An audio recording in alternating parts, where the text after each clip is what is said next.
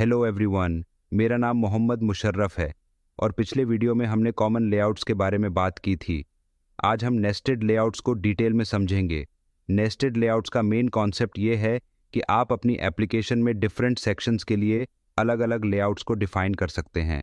इस वीडियो में हम मेन लेआउट और नेस्टेड लेआउट के फ़र्क को रियल एग्जाम्पल और आउटपुट के साथ समझेंगे। What is a nested layout in Next.js and how do you create it? A nested layout in Next.js is a layout that allows you to define multiple layouts within each other for different sections of your application.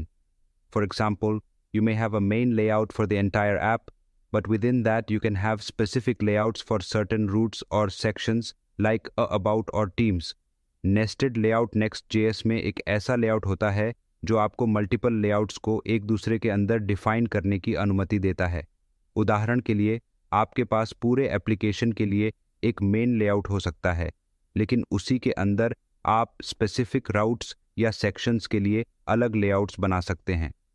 चलिए एक example के माध्यम से समझते हैं कि nested layout कैसे implement किया जाता है। मान लीजिए कि हमारे पास एक मेन लेआउट है और उसके अंदर हम अबाउट के लिए अलग लेआउट चाहते हैं और टीम मेंबर्स के लिए अलग लेआउट चाहते हैं। सबसे पहले हम मेन लेआउट को देखेंगे जो कि पूरे एप्लीकेशन के लिए है। यह लेआउट हर पेज पर कॉमन रहता है और इसमें हेडर, फुटर और मेन कंटेंट एरिया होता है। आप देख सकते हैं कि इस लेआउट में हेडर और फुटर सभी पेजेस के लिए कॉमन है। हर पेज के स्पेसिफिक कंटेंट को मेन सेक्शन में डायनामिकली लोड किया जाता है। मैं आपको समझाने के लिए डेमो यूआई दिखा रहा हूँ। आप चाहे तो अपने तरीके से CSS और UI डिज़ाइन कर सकते हैं।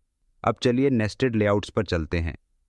अब हम अबाउट पेज पर जाएंगे जहां नेस्टेड लेआउट अप्लाई होता है। यह लेआउट केवल अबाउट पेज के लिए यूनिक है, जिसमें अलग हेडर, फुटर और साइड बार है। इस पेज में आप देख सकते हैं कि अबाउट पेज के लिए एक अलग हेडर और फुटर है। यह अबाउट सेक्शन के लिए स्पेसिफिक लेआउट है। अब चलते हैं नेस्टेड लेआउट के अगले लेवल की ओर, जो टीम पेज पर लागू होता है।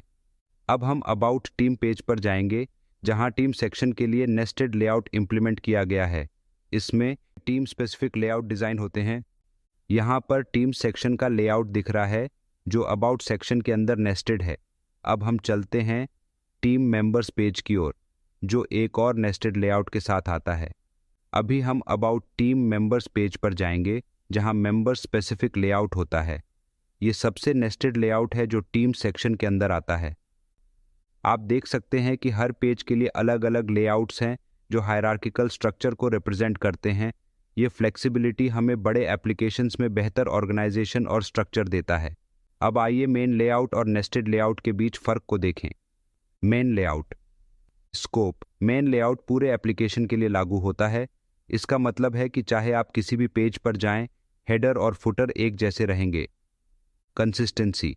मेन लेआउट सभी पेजेस के लिए एक जैसा हेडर और फुटर रखता है। इससे आपका एप्लीकेशन कंसिस्टेंट रहता है। यूसेज। आप इसे हर रूट पर देख सकते हैं। जैसे लोकल होस्ट 3000 पर जब आप जाएं तो यह लेआउट दिखाई देगा, या किसी भी राउट्स पर जाए फिर भी यह हेडर फुटर दिखाई देगा। Nested layouts scope. Nested layouts specific sections या पेजेस पर लागू होते हैं।